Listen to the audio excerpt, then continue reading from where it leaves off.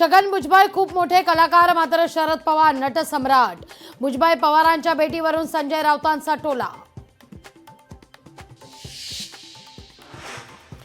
मुंबईतल्या बहुतांश विधानसभा जागांवर शिवसेना उद्धव बाळासाहेब ठाकरे पक्षाचा दावा।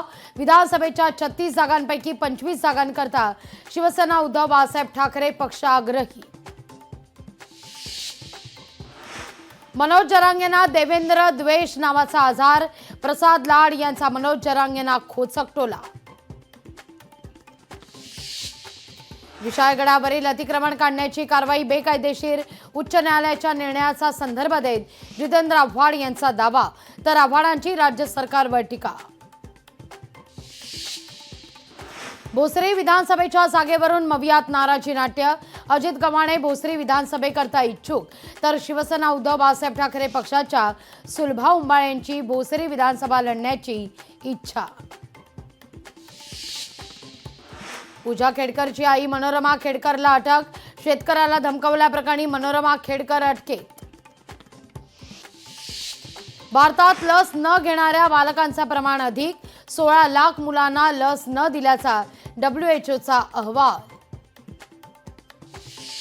महाविद्यालयातील कॅन्टीनचा मेनू बदलणार, समोसे, कचोरी, नूडल्स सारख्या खाद्यपदार्थांवर आता बंदी, विद्यापीठ अनुदान आयोगाच्या सूचना।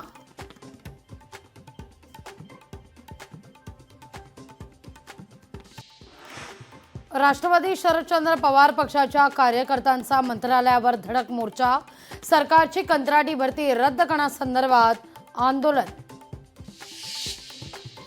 कोल्हापूरमध्ये विशाळगडाच्या मुद्द्यावरून शिवसेना उद्धव बाळासाहेब ठाकरे पक्षाचं आंदोलन, पोलीस महानिरीक्षक कार्यालयावर शिवसैनिकांकडून घोषणाबाजी। छत्रपती संभाजीनगरमध्ये बोगस खतांमुळे 150 शेतकऱ्यांना फटका, बोगस खतांमुळे पीक उगवलंच नसल्याचा प्रकार। बोगस पीक विमा काढण्याचा प्रयत्न कृषी विभागानं उधळला, आंध्र प्रदेशमधून महाराष्ट्रातील शेतकऱ्यांच्या नावे बोगस पीक विमा काढण्याचा प्रयत्न। गोसेखुर्द धरणाच्या पाणलोट क्षेत्रात मुसळधार पाऊस, धरणाचे 19 दरवाजे अर्ध्या मीटरनं उघडले। कर्नाटकमधल्या उत्तर कन्नड या ठिकाणी संततधार पाऊस, पावसामुळे अकोला तालुक्यात भूस्खलन। छत्रपती संभाजीनगरमध्ये शिवसंकल्प मोहीम सुरू, शिवसेना उद्धव बाळासाहेब ठाकरे पक्षाच्या वतीनं मोहिमेचं आयोजन, तर जनसामान्यांपर्यंत पक्ष पोहोचवण्याचा प्रयत्न। मुख्यमंत्री एकनाथ शिंदेंची राज्यातील विविध प्रश्न आणि मराठा आरक्षणासंदर्भात आमदारांची महत्त्वपूर्ण बैठक। धाराशिवच्या पोलीस अधीक्षकांच्या नव्या इमारतीचं उद्घाटन, मुख्यमंत्री एकनाथ शिंदेंच्या हस्ते इमारतीचं लोकार्पण। राज्यातल्या सर्व माध्यमांच्या शाळांमध्ये 22 जुलै ते 30 ऑगस्ट दरम्यान महावाचन उत्सव 2024चं आयोजन, तर या उपक्रमाकरता अमिताभ बच्चन यांची सदिच्छा दूत म्हणून नियुक्ती। सबका साथ सबका विकास गरजेचं नाही, जे जमतं, जे मत देतील त्यांनाच आम्ही मदत करणार, प्रदेश भाजपच्या बैठकीत सुवेंदू अधिकारींचं वादग्रस्त वक्तव्य। छत्रपती शिवाजी महाराज यांची वाघनखं थेट लंडनहून साताऱ्यात, तर उद्या साताऱ्यात मोठ्या जल्लोषात वाघनखांची निघणार मिरवणूक।